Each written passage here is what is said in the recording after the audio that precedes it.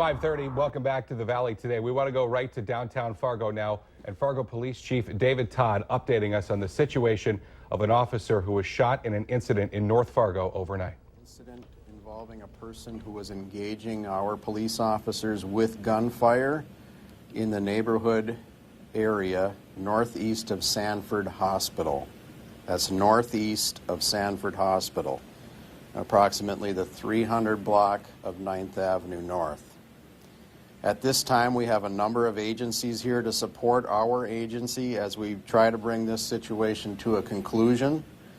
That support includes officers from neighboring departments helping us with calls on the street as well as with our perimeter. I'm extremely grateful to the area chiefs and sheriffs for their support during this difficult time for our department. The issue we need to address in the neighborhood area that's northeast of Sanford Hospital is that we're going to be holding a very tight perimeter around the area of the residence of the shooter. If you are within the inner perimeter, we're going to ask you to stay in your residence and shelter in place. And we will come to your door and make contact with you as we can. So if you're in the boundaries of 8th Avenue North to 10th Avenue North and east of Broadway to 2nd Street, you are within that perimeter, and we want you to stay in your residence and shelter in place. I want to emphasize, the shooter is not in custody. We believe we have him contained within his residence, but he has ceased to communicate with us. And until we can confirm he is no longer a threat, we must keep that area sealed tight for the safety of everybody. While we cannot order people to stay in their homes, we ask for their understanding and support and ask them to please stay in their homes and shelter in place. Our goal is keeping everybody safe during this situation, and we will let you know as soon as this situation is brought to a conclusion. Do you have any questions? Chief, have you been able, you said he broke off contact, so your negotiators were talking with him, and you did bring a robot in, I understand, maybe from outside the city? We did have contact with him through our negotiators. There was a point in time where one of our SWAT operators did engage him with gunfire. It is possible that the suspect was hit with gunfire. We do not know what his status is. We're approaching this very cautiously.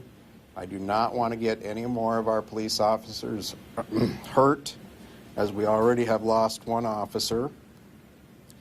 And we are using robots to try to get into the house, to search the house and see what the status is. Do you know if there's anybody else in the house? Has this started out as a domestic with family members inside, Chief? We believe the other family members did get outside of the house. We believe this is the only person in the house at this time.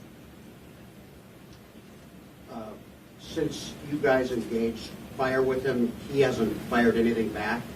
We have not heard anything back from him, and we are unsure of what his status is at this time. When he was engaged with the SWAT team member, what was the sequence of time events there, Chief? I'm not exactly sure of that, Don. Okay. Status report on your officer. I know you had a very painful news conference here at 2 this morning. Maybe you can talk to that, Dave. The status has not changed. That officer received a wound that is not survivable. His family is with him. They're in the process of saying goodbye to him. And that's all I can say at this point in time. Thank you. So again, I want to emphasize for people in that boundary area between 8th Avenue North and 10th Avenue North, east of Broadway to 2nd Street North, please shelter in place. We will come to you as we get this situation resolved. Thank you very much. Thank you.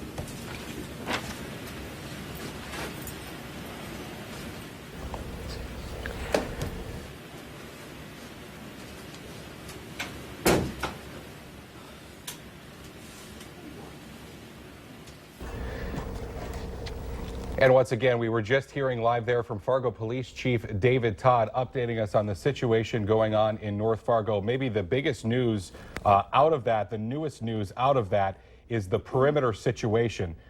Chief Todd reminding people who are in that immediate perimeter, which is 8th Avenue North to 10th Avenue North and east of Broadway to 2nd Street.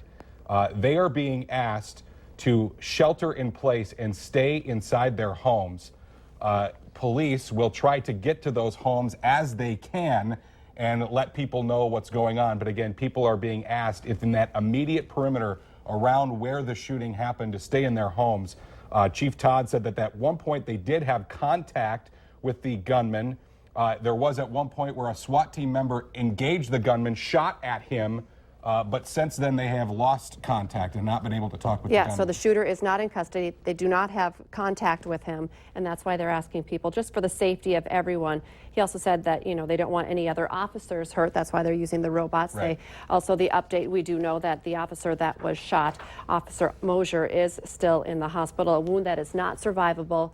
You can tell very emotional for Chief Todd, for the entire law enforcement community here, and we do know that Officer Mosier's family is with him. As Chief Todd just said, they are with him and saying goodbye to him after he did suffer a gunshot wound that is not survivable. Very, very sad news, and yet still a very active situation. Of course, we will continue to bring you updates throughout the morning. We do have a team of reporters out working on this, and we will be checking in again live with the Valley Today's Christy Larson for the very latest, as well as we get updates from police throughout the morning. We're running a little bit behind here, so why don't I'm just going to make a call on air. Let's go ahead and take a commercial break. That'll give us a chance to go ahead and reset everything. Lisa Green and Al can get ready to do a little traffic and weather for you, and we will come back here in just a couple of minutes.